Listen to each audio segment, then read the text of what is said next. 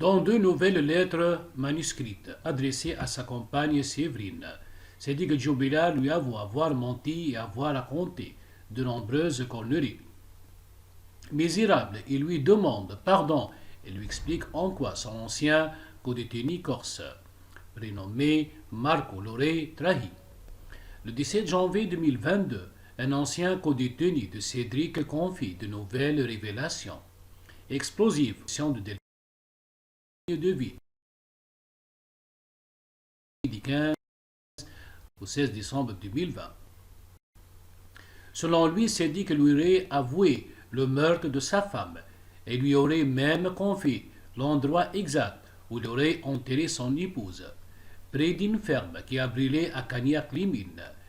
Mais après plus de 10 jours de recherche dans la zone indiquée par Marco, aucune trace de la maman de Louis et d'Elia n'a été retrouvée. Incarcéré à la prison de Toulouse-CSS depuis le 18 juin 2021, Cédric a révélé à sa nouvelle compagne Séverine, dans deux nouvelles lettres manuscrites, que toutes les indications de son ancien codétenu étaient des conneries. J'ai raconté n'importe quoi à n'importe qui, a-t-il écrit à sa nouvelle compagne. Selon la dépêche, le peintre plaquiste de 34 ans s'est également dit désolé pour Séverine qui avait été placée en garde à vue et suspectée de recel de cadavres après les révélations de Marco, qui avait indiqué qu'elle avait où était enterrée Delphine, qu'elle avait elle-même vu le cadavre de l'infirmière.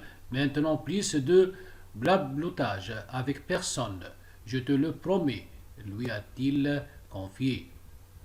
Je suis désolé d'avoir été naïf. J'ai bien compris que je me suis fait beaucoup embotter. Si tu veux bien accepter mes excuses.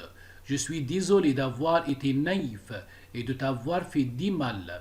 Et surtout de même fait avoir de la sorte. Marco fait partie des personnes qui m'ont beaucoup à tous les deux avec de faux témoignages. Voilà pourquoi tu as été en garde à vue. On ne peut avoir confiance en personne.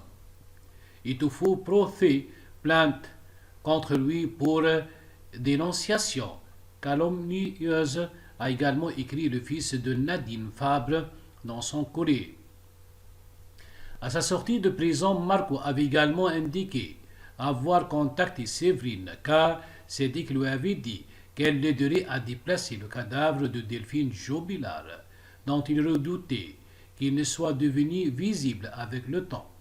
Dans ces deux nouveaux courriers adressés à Séverine, dont il sait qu'ils sont ouverts, lus par les gendarmes, Cédric réfute toutes les accusations de son ancien codétenu. Je lui avais donné ton numéro de téléphone. C'était pour une fois dehors que l'on aille boire un verre, mais au final, ils sont servis pour autre chose.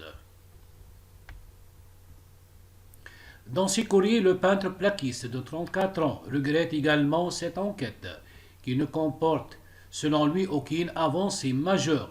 Je me demande si les gendarmes travaillent toujours sur la disparition de ma femme, ou si j'ai déjà bouclé pour eux, a-t-il ajouté, visiblement peu satisfait du travail réalisé par les enquêteurs. Cédric Jobilard reste présumé innocent des faits qui lui sont reprochés jusqu'au jugement définitif de cette affaire.